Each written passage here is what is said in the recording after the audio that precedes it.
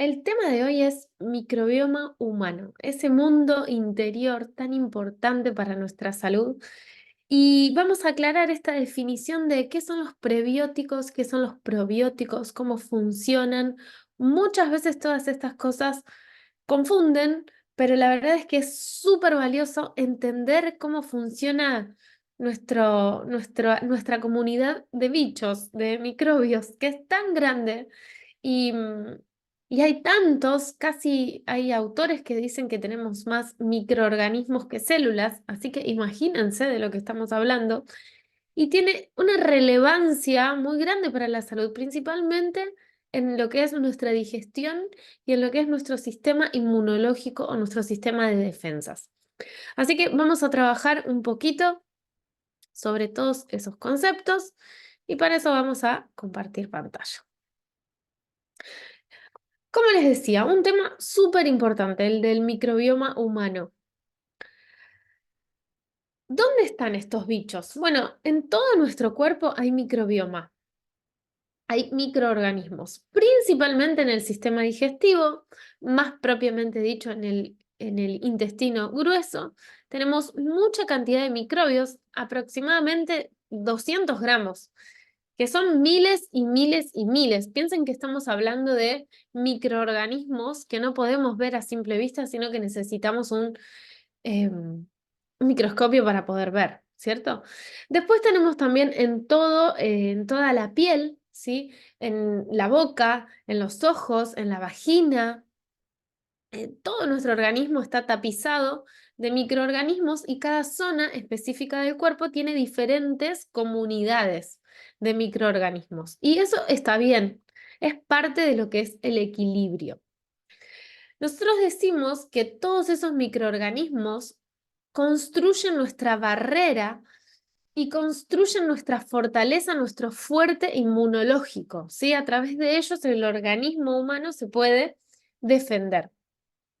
Mientras más equilibrada sea la comunidad de microorganismos que tenemos a nivel intestinal, pues más fuerte será nuestra digestión y nuestro sistema inmunológico. Cuando hablamos de sistema inmunológico, hablamos de como si fuesen las fuerzas de seguridad de nuestro cuerpo, ¿sí? Ahí se prenden todas las alertas. Por eso, lo que son las enfermedades autoinmunes, o sea, las enfermedades que están relacionadas con un mal funcionamiento del sistema inmunológico, se inician en el intestino. Cuando nosotros tenemos una mala digestión, está empobrecida, tenemos mala diversidad de microorganismos, lo que empieza a pasar es que el intestino se rompe, se afecta, aparece lo que nosotros denominamos intestino permeable y a partir de ahí se empieza a deteriorar nuestro sistema inmunológico, al punto en el que muchas veces este desorden y este desequilibrio termina en una enfermedad autoinmune, por ejemplo, en una celiaquía, en una tiroiditis de Hashimoto, etcétera, etcétera. Hoy lamentablemente hay cada vez más porque esto que estamos describiendo es muy, muy común en el estilo de vida moderno humano, ¿no? Que está muy expuesto a un estrés alto, a una vida antinatural, a los ultraprocesados, a las luces, a las pantallas, a la falta de sol, etcétera, etcétera. El equilibrio es diversidad. Esa es la norma cuando hablamos de microbioma humano. Yo les voy a dejar en la descripción de este video un documental que si tienen tiempo me encantaría que vean, que se llama El microbioma humano, que lo llevó adelante una antropóloga muy reconocida en este tema de microorganismos, que encontró que en las comunidades que vivían todavía al día de hoy con un estilo de vida natural, en contacto con la naturaleza, en tribu, comiendo comida no ultraprocesada y natural, bueno, tienen una colonia de microorganismos, una diversidad, una variedad de bacterias muchísimo más alta y más equilibrada que el ser humano que vive en una ciudad contaminada, donde hay automóviles, donde nos exponemos poco al sol, donde la vida es en el cemento y donde la comida es ultraprocesada. Entonces, como todo este tema para la ciencia aún está en pañales porque es muy nuevo, sabemos que perdemos bacterias, sabemos que perdemos diversidad, pero todavía no sabemos muy bien cómo nos afecta eso. Sí, a través de lo que les digo, se deteriora el sistema inmunológico, se deteriora el intestino, se vuelve permeable, empiezan a pasar a la sangre sustancias que no queríamos que pasen y viene lo que podríamos ponerle mil nombres distintos, pero en el video de hoy le vamos a llamar desequilibrio. Ahora bien, ya me meto en lo que es un probiótico y en lo que es un prebiótico y en la diferencia, ¿sí? Entre ellos. Dentro de lo que llamamos probióticos está lo que son los microorganismos que podemos inocularle a nuestro organismo a través de un suplemento o a través de un alimento natural.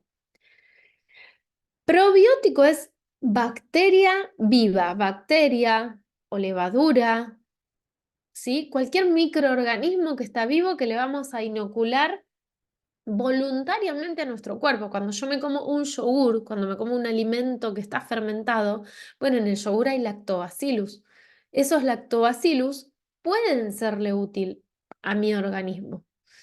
Pero la realidad es que todo esto no sabemos cuando comemos un yogur, ¿cuánto lactobacillus se va a quedar a vivir en nuestro intestino? Porque eso depende de muchísimas cosas y no solo de cuánto lactobacillus tiene el yogur, sino de cómo está nuestro medio interno. Ustedes piensen que nosotros a los microorganismos les damos casa y comida. Que ellos se queden o no a vivir depende de cómo está la estructura de nuestro cuerpo. Y esto no solo para los microorganismos que son buenos, como por ejemplo un lactobacillus, sino también para los que no queremos, como por ejemplo una cándida, un hongo, que va a ganar terreno y que se va a quedar a vivir si mi alimentación es muy mala, si como mucho azúcar, si estoy muy inflamado, ¿sí? El estado de nuestro cuerpo, lo que podríamos llamar terreno, define cuáles son los microorganismos que se van a quedar a vivir y cuáles no. ¿Sí?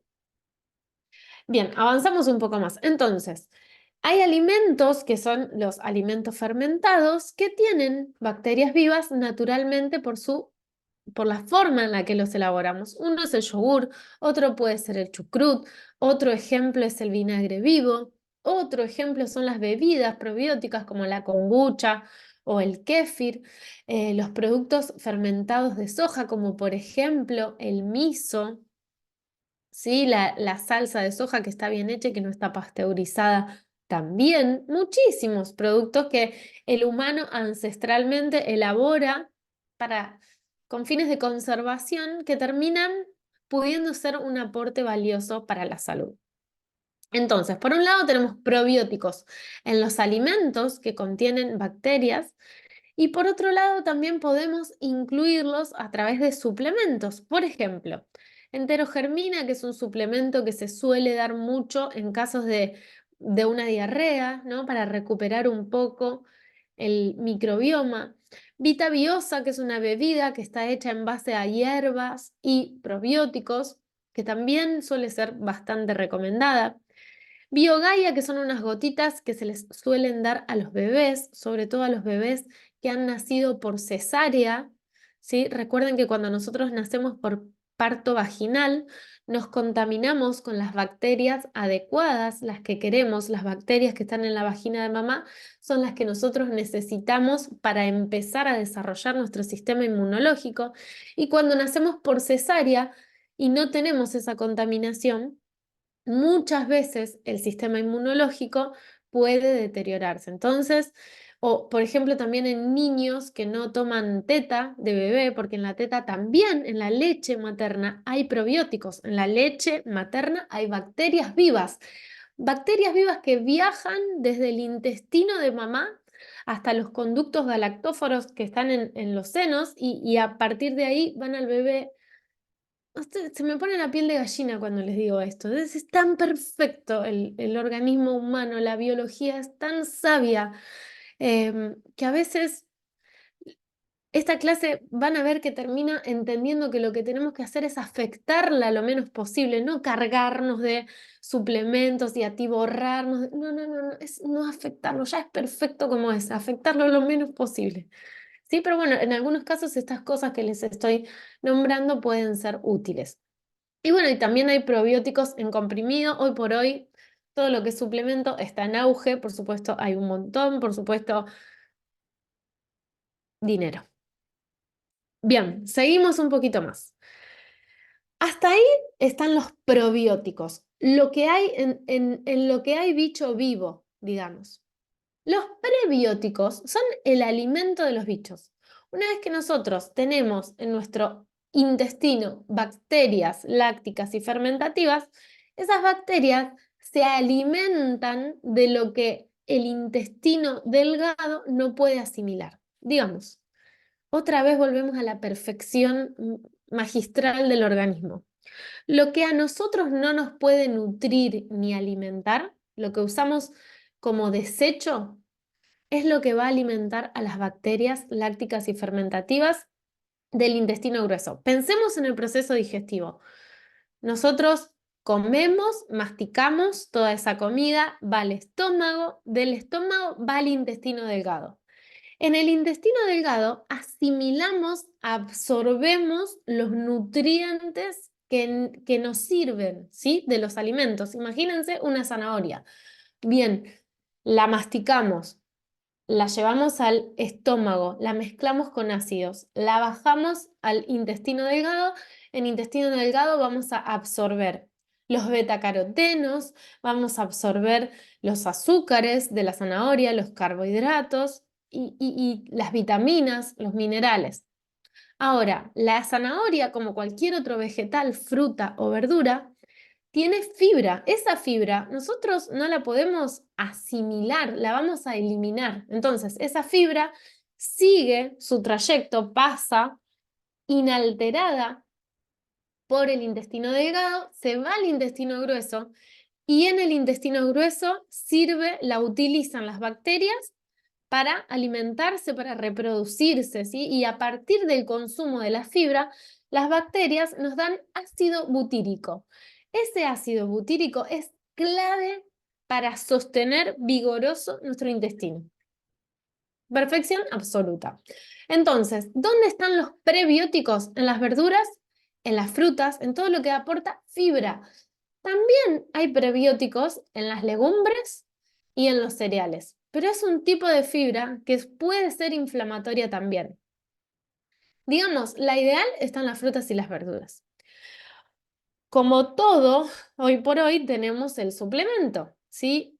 Tenemos inulina, que es un prebiótico industrial que se obtiene a partir de la chicoria, que muchos médicos utilizan como suplemento, y también el psyllium o las semillas de psyllium, que también son puro prebiótico, pura fibra, que también se utilizan como suplemento. Hace muchos años atrás, les diría 10, 15, se utilizaba con los mismos fines el salvado de trigo y el salvado de avena. ¿Se acuerdan? Seguro alguno de ustedes se acuerda de esa época en la que nos daban de tomar salvados. Bueno, eso hoy no se hace más porque es muy inflamatorio, porque lo que hace es agravar el daño, interrumpir la absorción de nutrientes. Ustedes piensan que cuando toman cáscara de cereal, cuando toman salvado de trigo, salvado de avena, y todo eso pasa por el intestino delgado, interfiere en la nutrición, se roba nutrientes, no queremos eso. Tampoco les estoy recomendando que se vayan a comprar inulina o psyllium. Esto es para casos muy específicos, con una persona que nos oriente. Con frutas y verduras, créanme que nos sobra para tener suficiente cantidad de fibra. Piensen que tenemos que alimentar 200 gramos de bacteria. ¿Cuánta? Con la fibra de una zanahoria y una cebolla nos sobra al día, ¿sí? Bien, excelente. Acá hay un detalle más que no me quiero olvidar. Nosotros hablamos mucho de este tema de la fibra. Recuerden cuando trabajamos sobre las curvas de glucosa. Ustedes saben que después de una comida aumentan nuestros niveles de azúcar en sangre porque las comidas traen carbohidratos. Mientras nuestra comida más fibra tenga, más lenta es la absorción de esos carbohidratos. O sea que acá me gusta que vayamos empezando a entender que es importante, que no obligatoriamente tenemos que poner fibras en todas nuestras comidas, pero es importante, aunque sea en una o dos comidas, poner algo de fibra, porque no solo va a ser comida o alimento para nuestras bacterias buenas en el intestino, sino que también ayuda a que nosotros podamos asimilar de manera lenta y no abrupta nuestros niveles de azúcar en sangre y la cantidad de carbohidratos que vino en esa comida. La fibra es importante. Hace poco tomé un curso que hablaba sobre el colesterol y también la cantidad de fibra está relacionada a la limpieza del organismo, ¿no? Muchas veces hay colesterol o hay hormonas dando vueltas en el intestino porque el cuerpo las eliminó y para terminar de barrer, para terminar de limpiar todo eso, la verdad es que la fibra también ayuda mucho, muchísimo. Bien, ahora me gustaría, para terminar, mencionarles cuáles son las cosas que atentan con el equilibrio de nuestro microbioma. Porque nuestro cuerpo es un terreno y según cómo son nuestros hábitos y según cómo esté ese terreno, van a ser los bichos que se quieran quedar a vivir. ¿Se van a querer quedar a vivir los buenos o los malos? Porque en términos de bichos la cosa es así, o sea, hay buenos, ahí están los que nos ayudan y están los que nos contaminan o nos invaden. Esto que les cuento ahora es lo que no queremos, es lo que va a ayudar a que se nos queden los que nos invaden, ¿sí? No los que queremos que nos habiten y nos ayuden con el ácido butírico, con las defensas, con el cuidado de los epitelios humanos. Por ejemplo, un lactobacillus nos ayuda a sostener nuestros epitelios sanos, saludables, vigorosos, fuertes. Una cándida, que es un hongo, hace todo lo contrario. Nos deteriora, nos debilita, nos rompe los epitelios, ¿sí? Por supuesto que todas estas cosas son cosas que no podemos controlar voluntariamente. Lo único que nosotros podemos controlar son nuestros hábitos, por eso son tan importantes, ¿sí? Bueno, los azúcares refinados son muy nocivos para nuestro organismo, así que tratamos de consumirlos con poca frecuencia y en poca cantidad porque favorecen la inflamación y el asentamiento de hongos, levaduras y microorganismos que no queremos. Los cereales y las legumbres sin fermentar también son nocivos. Por esto que les decía, las fibras de los cereales y de las legumbres, los ácidos fíticos que contienen el salvado de trigo, el salvado de avena, los cereales integrales, las legumbres que no tienen un proceso adecuado, se roban nutrientes, se roban en el intestino delgado el hierro y las proteínas, las vitaminas, las vitaminas del complejo B, se llevan todo. Entonces, si vamos a comer cereales, si vamos a comer legumbres, aunque sea ocasionalmente, está buenísimo fermentarlo, está buenísimo comer un pan que se fermentó con masa madre durante 48 horas, o unas legumbres que remojamos durante por lo menos 24 horas y después las cocinamos adecuadamente. Son técnicas de cocción que nos ayudan a que los alimentos no sean tan nocivos para nuestra salud. Es súper importante la fermentación si es que vamos a comer cereales y legumbres. Piensen en los mayas que se alimentaban en base a maíz. Primero ese maíz era natural, no era transgénico, no era lo que es hoy el maíz, y por otro lado se tomaban casi 72 horas en prepararlo, en convertirlo en un alimento nutritivo antes de comerlo. Y nosotros queremos hacer una polenta en un minuto y pensar que eso nos va a nutrir. Hay una diferencia abismal de concepto. Es fundamental que entendamos eso. Por otro lado, los aceites de semilla, que son inflamatorios, que no los queremos, que nos lastiman, que nos lesionan, que deterioran la salud de nuestras mucosas digestivas, el aceite de soja, el aceite de girasol, el aceite de maíz, los derivados de todo eso, el aceite alto oleico, las margarinas, que hoy por hoy son tan comunes en todo lo que es industrializado y comida de de panadería común o de cualquier casa de comidas. Los agroquímicos, ¿sí? Este es un tema muy, muy delicado. Hoy por hoy saben que hay muchísimas personas que están diagnosticadas con intolerancia al gluten, que sus organismos se comportan como si fuesen celíacos. Y acá hay cada vez más y más y más. Un gran porcentaje de la población hoy por hoy se dice es intolerante al gluten.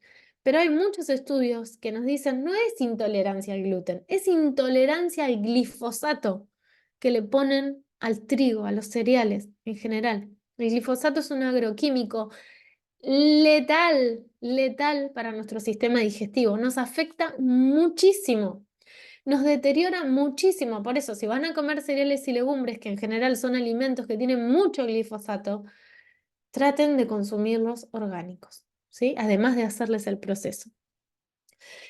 Y por otro lado, también el cloro que viene en el agua de red, el cloro que se le pone al agua para que sea segura e inocua y no tenga microorganismos eh, peligrosos para el humano, bueno, el cloro también nos afecta, por lo tanto es muy importante o utilizar un filtro de agua o extraer el agua, o sea, abrir la canilla, sacar el agua, ponerla a hervir, podría ser una opción. Otra opción es ponerla en un frasco de vidrio abierto y en 3, 4, 5 horas ese cloro se tiende a ir. Y si quieren acelerar ese proceso, ponen el agua siempre en vidrio, en un frasco o en una jarra, la exponen al sol y ese sol evapora y hace y quita el cloro. Es un hábito muy importante. Abrir la canilla, que no tiene filtro, que sale agua con cloro que se huele, es impresionante. Si con agua caliente, más aún. Abren la canilla, tiran agua al vaso, toman eso, están tomando cloro que obviamente no solo mata a las bacterias que están en los estanques, sino también las que están adentro. Así que es un hábito súper importante esto del cloro en el agua. Por otro lado, también los edulcorantes tienen un impacto muy nocivo en el microbioma, ¿sí? Los azúcares artificiales, los endulzantes artificiales, y la realidad es que todos los químicos, no solo los edulcorantes, ¿no? Cualquier aditivo químico que se le pone a la comida nos termina afectando.